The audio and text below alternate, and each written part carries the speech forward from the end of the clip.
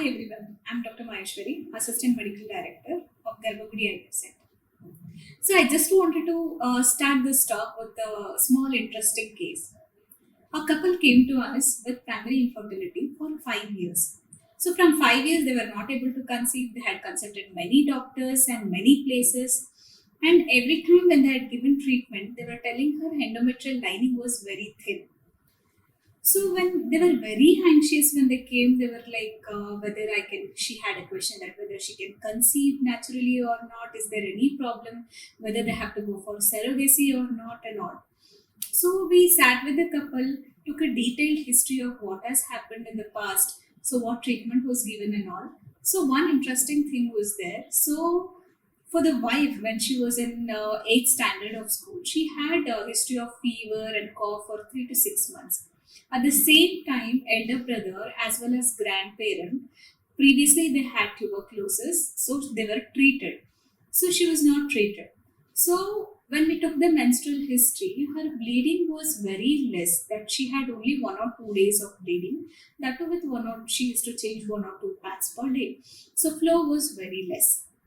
So after we evaluated her, we did a hysteroscopy which showed very thin endometrium, and also also her endometrial sample we tested for tuberculosis and it came positive. So we gave treatment according to the guidelines. After treatment, so her lining came well and she conceived with IUI and she has a healthy child.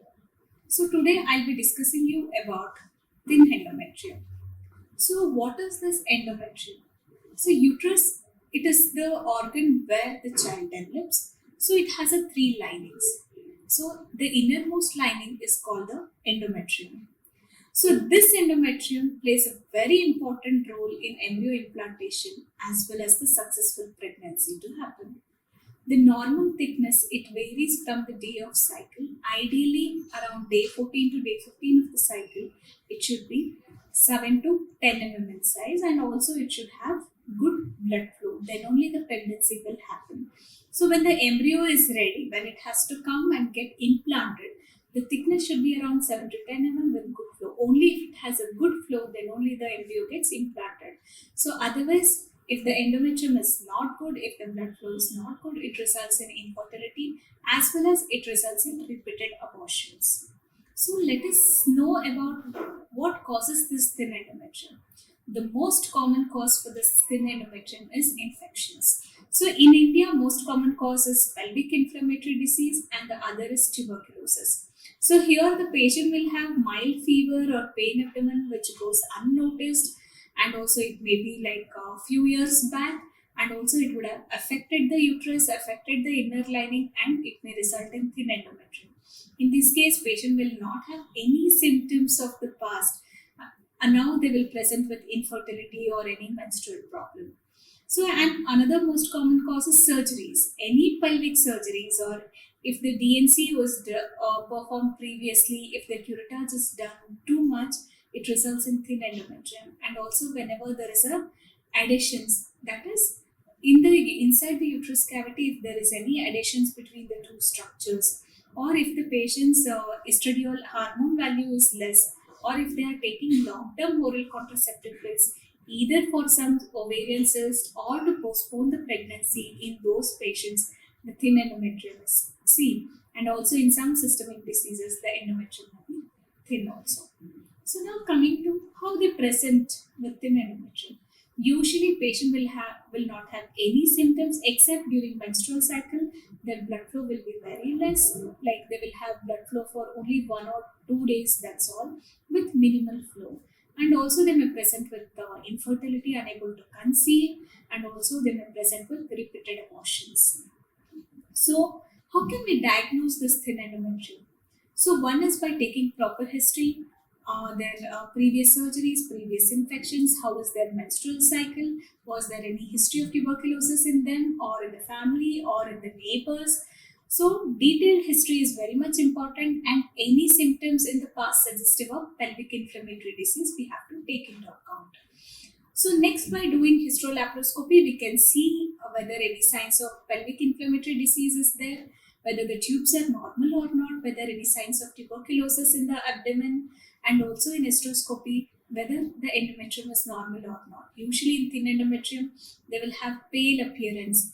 If it is because of infection like endometriosis, they will have very bright patches like a strawberry patches all over the endometrium. If the infection is there, that red spots is common. And also in laparoscopy, we can see for the signs of any infections in the past. So, and the other test which we can do is by ultrasound monitoring. If we see how is the endometrium is improving throughout the cycle. When the patient's day of cycle is 14th day or 15th or 16th day, if the endometrium is less than 7 mm, it gives an idea that endometrium is very thin.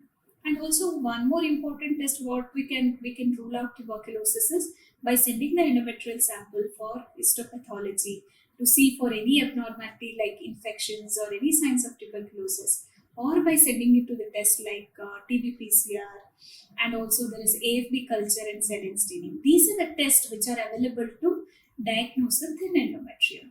So now coming to the treatment. So if the patient has thin endometrium, does it mean that they cannot conceive naturally? Does it mean that they will be infertile for long? Does it mean whether they have to go for surrogacy? No. Actually, we have to identify the cause. Suppose if you have infections, we can give antibiotics to cure the infection. If tuberculosis is diagnosed, we can give the tuberculosis treatment for 6 to 9 months. After that, we can check whether the tuberculosis is completely resolved or not. After that, we can start the fertility treatment. And also, there are many medications. We can give hormones like estrogen, and also there are many methods like endometrial rejuvenation therapy to increase the endometrial thickness. And foremost, which is important, is the regular diet and healthy diet, regular exercise, and a good lifestyle. So, if we keep the exercise is good, it means that the blood flow to the pelvic organs is also good. That also helps in improving the endometrium.